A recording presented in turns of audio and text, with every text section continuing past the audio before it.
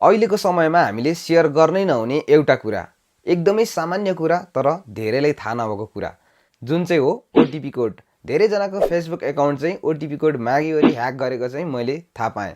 So तपाईँले OTP code कहिल्यै पनि कसैलाई पनि सेयर गर्नुहुन्न, इभन तपाईँको दाजुभाइ दिदीबहिनी कसैलाई पनि। किनभने ओटिपी कोड एउटा यस्तो चिज हो जसले गर्दाखेरि चाहिँ तपाईँको सम्पूर्ण अनलाइन एकाउन्टहरू ह्याक गर्न सक्छ।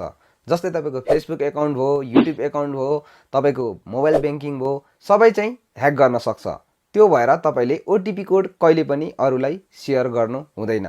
तर यति भन्दै गर्दा ह्याकरहरू पनि एकदमै बाठो हुन्छ र एकदमै चम्बु दिमाग लगाइरहेको हुन्छ, त्यो भएर नै तपाईँलाई फसाउने गर्छ। ओटिपी कोड तपाईँले सेयर गर्नु हुँदैन भनेर जान्दा जान्दै पनि उनीहरूले तपाईँबाट नै ओटिपी कोड लिइराखेको हुन्छ, यानि कि तपाईँले उनीहरूलाई ओटिपी कोड स्वयं दिनुहुन्छ। जस्तै तपाईँले मोबाइल ब्याङ्किङ युज गरिराख्नु भएको छ भने अब उनीहरूले तपाईँलाई ब्याङ्कदेखि फोन गरेको जस्तो गरेर फोन गर्छन्। सो तपाईँलाई लाग्ला ब्याङ्कले फोन गरेको, ब्याङ्कले मागेको कुरा त त्यस्तो हुन सक्दैन भनेर तपाईँले ब्याङ्कलाई विश्वास गरेर दिनुहुन्छ। तर ब्याङ्कले मागे पनि कसैले मागे पनि तपाईँले कहिले पनि ओटिपी कोड कसैलाई दिनु हुँदैन। र अर्को कुरा, ब्याङ्कले कहिले पनि तपाईँलाई ओटिपी कोड माग्दैन। ब्याङ्कले आफै पनि कसैले ओटिपी कोड माग्छ भने नदिनु भनेर तपाईँलाई चाहिँ एसएमएसहरू गरिराखेको हुन्छ। र धेरैजना साथीहरूले चाहिँ ओटिपी कोड के हो भनेर पनि बुझ्नुहुन्न।